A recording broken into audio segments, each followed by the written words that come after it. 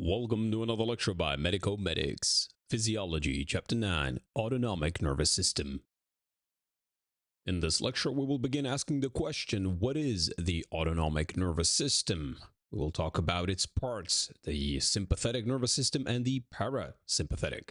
We will then compare the two, discuss autonomic pathways, examples of the autonomic nervous system in action, some disorders, and end with a summary.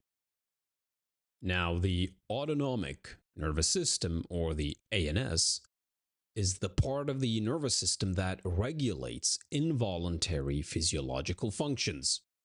These are the things your body does automatically without you having to think about them.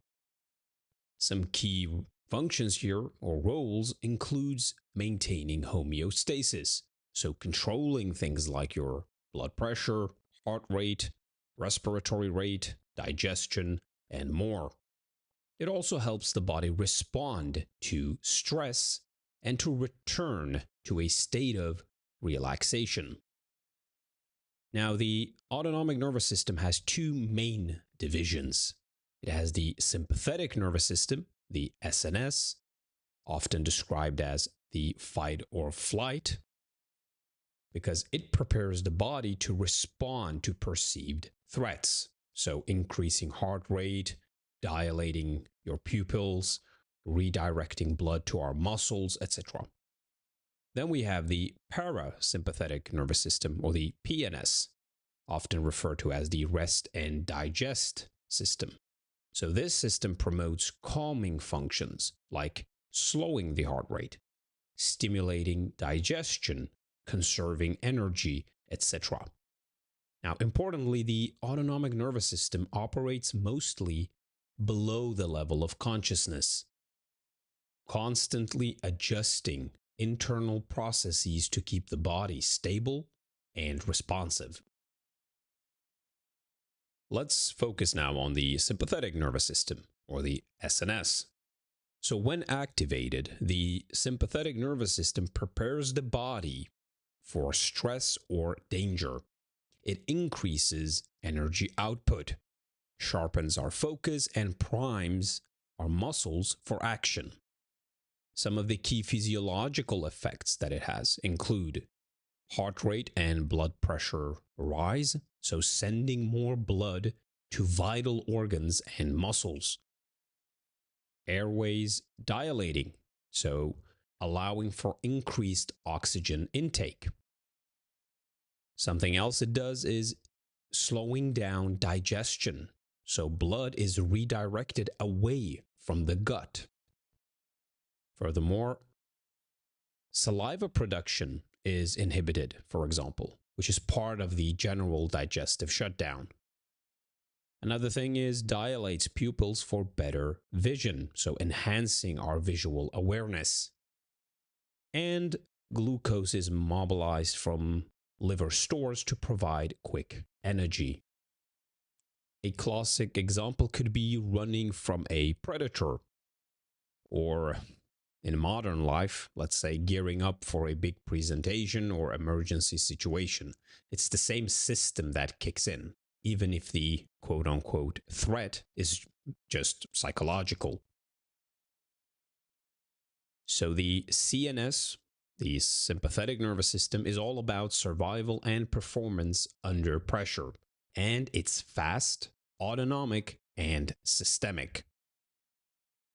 And here in the illustration, you can see a bit more detail where the sympathetic nervous system innervates, for example, beta 1 or beta 2, causing bronchodilation, or beta 1 accelerating our heart rate. We have alpha 1, 2, beta 2 receptors leading to inhibiting peristalsis, GIT secretions, etc. Now then, let's take a look at the parasympathetic nervous system, or PNS. Now, the parasympathetic nervous system is most active during rest, relaxation, and recovery. Its role is to conserve energy and support the body's maintenance functions, like digestion, repair, elimination, etc. Some main effects include lowering heart rate and blood pressure, easing the body into a relaxed state. It stimulates digestion and saliva production, helping the body absorb nutrients. It constricts pupils, improving focus and visual acuity in calm settings.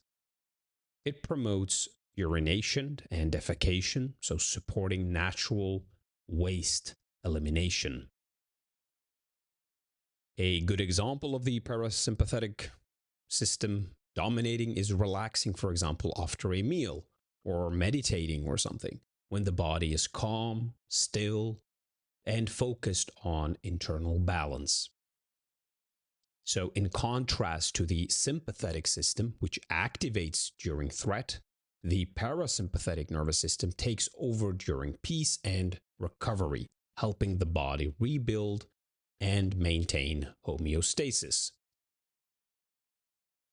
And some ways does that. If you look at the illustration here, you see parasympathetic innervation, for example, slowing heart rate, leading to bradycardia, reducing the force of contraction, or constricting our bronchioles, leading to bronchoconstriction, enhancing the secretion of digestive enzymes, for example, promoting digestion, peristalsis, increasing urine output by decreasing renin release. Now, to wrap up, let's talk about the balancing act between the sympathetic and the parasympathetic systems. Most organs in the body receive dual innervation, meaning they're controlled by both systems, which have opposite effects. So take the heart, for example. The sympathetic nervous system speeds it up while the parasympathetic system slows it down. And this creates a dynamic balance that allows the body to adapt fluidly to changing needs. So during exercise or stress, the sympathetic system is taking the lead, increasing our heart rate, redirecting blood to our muscles, mobilizing energy, etc. Once the stress is over, the parasympathetic system steps in to restore normal function, so slows down the heart, aiding in digestion, conserving energy, etc. So it's not a switch, it's a tug of war in perfect coordination. See, so keeping your body ready, responsive, and in control. Now let's look at the autonomic pathways, so how signals travel from the central nervous system to the body's internal organs. The autonomic nervous system uses a two-neuron pathway. So first, we have the preganglionic neuron, which originates in the central nervous system, so either in the brainstem or spinal cord. Now, it releases acetylcholine and synapses in an autonomic ganglion. From there, the postganglionic neuron takes over, and it's located in the autonomic ganglia, and its axon extends to the target organ, where it releases neurotransmitters to trigger a response. Then we have neurotransmitters. So in the sympathetic system, the postganglionic neuron typically releases norepinephrine to most organs. But there's an exception, sweat glands, which use acetylcholine instead. Now, in the parasympathetic system, it's simpler. Acetylcholine is released at every step, including at the target organ. Now, the target organs affected include, for example, the heart, lungs, digestive tract, glands, and more. Basically, all the systems involved in maintaining homeostasis. Now, let's explore how the autonomic nervous system adapts to stress and relaxation with real-world examples. So let's try and bring it all together now. So during stress, the sympathetic nervous system takes over. We will see an increase in heart rate, airways dilating, blood will be redirected to our muscles, all to prepare your body for rapid action. At the same time, digestion slows down because it's not a priority during threat. What about during relaxation? Well, here, the parasympathetic system becomes the dominant one. So we will have a decrease in our heart rate, stimulation of digestion, which promotes nutrient absorption and energy conservation. So essentially, this is where your body is in recovery mode. We have the famous fight or flight response. So you will feel your heart pounding, your breathing quickens, your pupils dilate to sharpen your vision. All these are the classic signs of sympathetic activation. And we have the opposite one, the rest and digest state. So you're calm, your heart slows down, your body shifts energy towards digestion and repair. So this is the parasympathetic activity in full swing. Now let's finish by looking at some disorders of the autonomic nervous system, where things go wrong in the balance we've just discussed. Because just as we mentioned, we want our sympathetic nervous system and our parasympathetic nervous system to work in a harmonious kind of balance, right? Now, one of them could be dysautonomia. Now, this is a broad term for generalized dysfunction of the autonomic nervous system.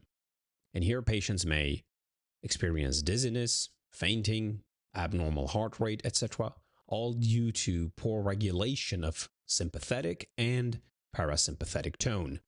So the dance here isn't beautiful, let's say. Now, clinically, it reminds us just how essential autonomic control of blood pressure and heart rate, for example, really is. Even standing up can become a challenge when this system here fails. Another one is hypertension, often linked to an overactive sympathetic nervous system, which keeps the body in a prolonged fight or flight state. And this leads to chronic vasoconstriction and elevated blood pressure. And this is a perfect example of how long-term sympathetic nervous system activation, which is meant for short bursts of survival, becomes damaging when constantly engaged. Another interesting one is irritable bowel syndrome, or IBS. It involves an imbalance between the sympathetic and parasympathetic systems that affect gut motility and sensitivity, so digestion. Now, stress often worsens symptoms, showing just how psychological triggers can actually drive physical changes via the autonomic nervous system. And this reflects the deep connection between the brain, our gut, and autonomic output. Another one is diabetic neuropathy. So, for example, high blood glucose damages autonomic nerves over time, leading to abnormal heart rate, delayed gastric emptying, bladder dysfunction, for example. And it shows how target organ responses fail when the autonomic nervous system pathways themselves are injured, not just misregulated.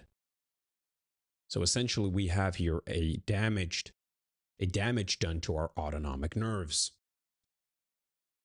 And this condition here highlights the role of the autonomic nervous system in maintaining normal visceral function even without conscious input. So these different disorders illustrate how essential autonomic and vulnerable the autonomic system actually is, and why understanding its structure and balance is so important in clinical medicine. So in summary then, the autonomic nervous system controls involuntary functions through the sympathetic, and parasympathetic divisions. The sympathetic nervous system prepares the body for stress, so fight or flight, while the parasympathetic promotes relaxation. The balance between these systems is vital for good health. Autonomic nervous system dysfunction can lead to significant clinical conditions.